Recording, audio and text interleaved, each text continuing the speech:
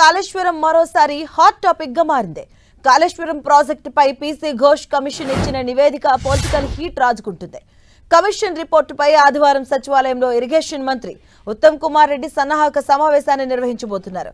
ఇప్పటికే న్యాయ విచారణ కోసం కమిషన్ ఇచ్చిన నివేదికను సీఎం రేవంత్ రెడ్డికి అందజేశారు.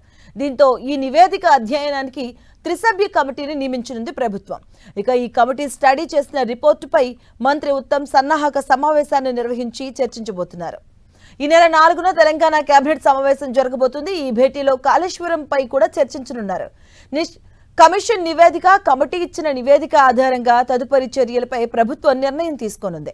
అయితే పీసీ ఘోష్ ఇచ్చిన నివేదికలో ఏముంది, ప్రభుత్వం ఎలాంటి చర్యలు తీసుకోబోతుంది అనే అంశంపై సర్వత్రా ఉత్కంఠ నెలకొంది.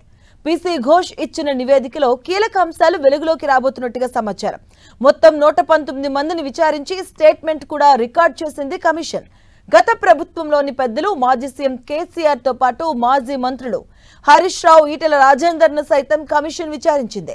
విజిలెన్స్ నివేదిక, ఎన్డీఎస్ఏ నివేదికను అధ్యయనం చేసిన కమిషన్ అప్పటి కేబినెట్ మీటింగ్ మినిట్స్ ను తప్పించుకుని పరిశీలించింది. ఇక ప్రధానంగా 3 అంశాలను నివేదికలో ప్రస్తావించినట్టుగా సమాచారం. డిజైన్ లో మార్పులు, నిర్మాణ లోపాలు, ఎస్టిమేషన్ పెంపునకు సంబంధించి ఆర్థికపరమైన అంశాలపై కమిషన్ నివేదికలో పేర్కొన్నట్టుగా సమాచారం. హై లెవెల్ కమిటీ అనుమతి లేకుండా బడ్జెట్ రిలీజ్ చేసినట్టుగా కమిషన్ విచారణలో వెల్లడైంది. ఐఏఎస్లు, ఇంజనీర్ల మధ్య సమన్వయ లోపం స్పష్టంగా ఉన్నట్లుగా కమిషన్ గుర్తించింది. క్షేత్రస్థాయి సిబ్బందితో నేరుగా అప్పటి ప్రభుత్వ పెద్దల సంప్రదింపులు జరపడంతో రాష్ట్ర స్థాయి అధికారులకు సమాచారం లేదని కమిషన్ గుర్తించింది. అధికారుల తప్పిదాలపై లీగల్ అంశాలతో ప్రభుత్వానికి కమిషన్ పలు సిఫార్సులు చేసినట్టుగా టాక్. ఇక నివేదికలో కమిషన్ సూచించిన చర్యలపై మంత్రి ఉత్తమ్ కుమార్ రెడ్డి సన్నాహక సమావేశంలో చర్చించి నోట్ చేసుకోబోతున్నారు.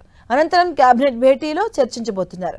కాళేశ్వరంలో లోటుపాట్లకు బాధ్యులైన వారిపై కఠిన చర్యలకు ప్రభుత్వం ఆదేశించనుంది. కొంతమందిపై క్రిమినల్ చర్యలు తప్పవని తెలుస్తోంది.